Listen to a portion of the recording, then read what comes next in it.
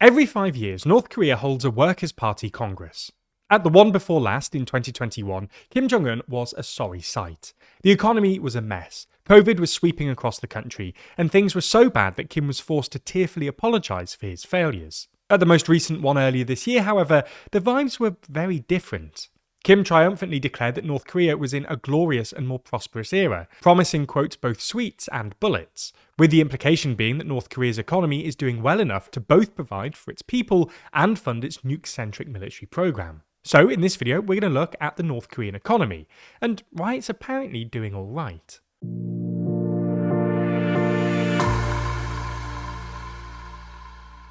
Trump has launched so many military interventions, it's kind of hard to keep track. So in the latest issue of our magazine, Too Long, we go instance by instance to work out what Trump's doing across the world and if he's launching a holy war. That's just some of 80 pages in the magazine, because there's more in Too Long than you'd expect. Purchase your copy by clicking the link in the description. So let's start with a bit of history. Because while North Korea is today generally perceived as an economic basket case, this wasn't always the case. In fact, in the first decades after the Korean War, the North Korean economy actually outperformed South Korea.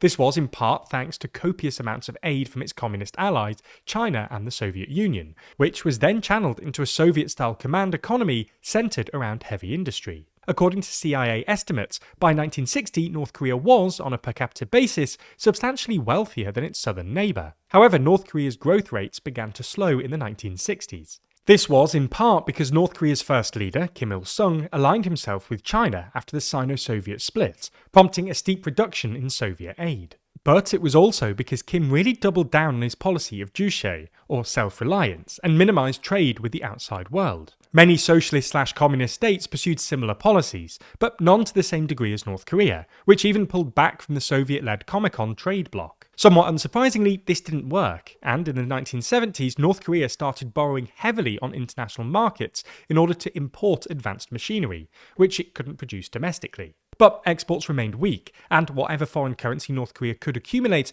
was mostly spent on energy imports, especially after the 1973 oil crisis, leading to a series of defaults in the mid-1970s. The country didn't really have a financial sector, so to speak, so it didn't experience the sort of financial crisis that sovereign defaults usually engender. But this did mean that North Korea could no longer borrow on international markets, which limited its access to foreign imports and effectively pushed the country back towards autarky. This is when the gap between North and South Korea really started to open up. But things then got even worse with the collapse of the Soviet Union around 1990, which put an end to both direct Soviet aid and subsidized Soviet oil. This triggered a severe economic crisis culminating in an appalling famine. Out of a total population of 22 million, somewhere between 300,000 and 3 million people starved to death, with millions more suffering from acute malnutrition. The state receded in this period because it literally lacked the resources to monitor and command the economy, and as the economy began to recover in the 2000s, an informal market-based economy expanded in its place. This was also when the Chinese economy was really taking off, which was good news for North Korea, given China is basically the only country it trades with. North Korea doesn't publish its own GDP figures, but estimates from the South Korean Central Bank, the Bank of Korea, suggest that the North Korean economy posted solid GDP growth throughout the early 2000s. However, growth rates slowed in the late 2000s, largely due to gradually escalating UN sanctions after North Korea's first nuclear test in 2006. Growth rates then cratered in the mid-2010s, in large part because China, which had previously helped water down any UN-level sanctions, agreed to substantially stronger sanctions in 2016 and 2017. This meant that the North Korean economy was already in a bit of a state going into the pandemic, which proved utterly ruinous. Trade with China collapsed, taking the economy with it.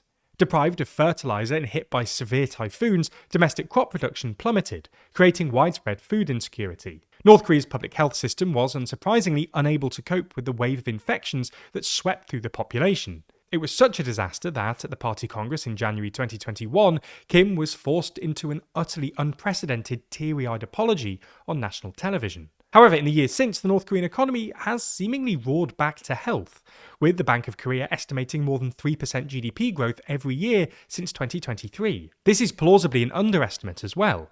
Since the expansion of the informal economy in the 2000s, a gap has opened up between the Bank of Korea's GDP estimates and the growth in nighttime light activity, which economists generally consider to be a pretty good proxy for GDP, suggesting the Bank of Korea might actually be understating North Korea's real growth rates. Similarly, more recent nighttime light data from Pyongyang specifically suggest that capital's luminosity has essentially doubled since the pandemic. Kim has also announced the completion of some big-ticket infrastructure projects recently, including, last month, a number of long-delayed hydroelectric power plants, which have historically accounted for the majority of North Korea's power output. It's obviously not hard data, but foreigners who visited the capital, Pyongyang, claim that the city is noticeably more developed than it was only a few years ago. So, what's gone right? Well, we see at least 3 reasons. First, Russia. North Korea has provided arms, troops, and even construction workers to help Russia during its war against Ukraine, which has proved incredibly lucrative for the regime and provided Kim with a much-needed source of foreign currency. Second, China. China is no longer enforcing UN sanctions as stringently as it did in the late 2010s, and trade between the countries has duly boomed, which has helped the North Korean economy benefit from what we might describe as spillover effects from China's ongoing economic growth. North Korea has also benefited from what Western policymakers describe as China's overcapacity, which has allowed it to import Chinese solar panels and electric cars at rock-bottom prices. Third, sanctions. Not only are the UN sanctions not being enforced properly, the non-UN sanctions, coordinated mostly by the US and its allies, have also become less effective over time. This is part of a more general story. As the US has imposed sanctions with increasing frequency, the rest of the world has created more and more workarounds to insulate themselves, hence their waning efficacy. Now, of course, it's important not to overstate this. North Korea still has, in dollar terms, a GDP per capita in the low thousands. It's also worth noting that, while Pyongyang might look alright to tourists, the rest of the country is a lot poorer. Nonetheless, as the change in tone between the 2 most recent party congresses made clear, it's at least true that the economy is doing a lot better than it was, and this is probably bad news for anyone who doesn't want an emboldened North Korea. When a story like this breaks, the headlines aren't just fast, they're fragmented. Depending on where you get your news, you might be seeing a completely different version of the same event. So, how are you supposed to know who and what to trust? It can be overwhelming trying to read into language and tone to figure out a particular bias. Well, luckily, Ground News will do all that work for you. Ground News is a website and app that helps you make sense of the complex and ever-changing media landscape. With thousands of articles being thrown at us every single day, it may feel impossible to just understand a story, never mind fully comprehend the bias behind each outlet. Well, Ground News puts all of those articles into one place, finally giving you an effortless way to consume news and digest media bias. And within each article, you can even find comprehensive breakdowns into the ownership, bias distribution, and factuality. Take this story on Xi's recent visit to North Korea, for example. We can see that there are 31 sources currently reporting on it, with most of the coverage coming from the left. Taking a look at the headlines, we're able to understand the differences in reporting on each side, with the left focusing more on regional unease, and the right shifting the emphasis to the apparent strategic manoeuvring. And it's not just the stories we see that shape the narrative, it's the ones we don't.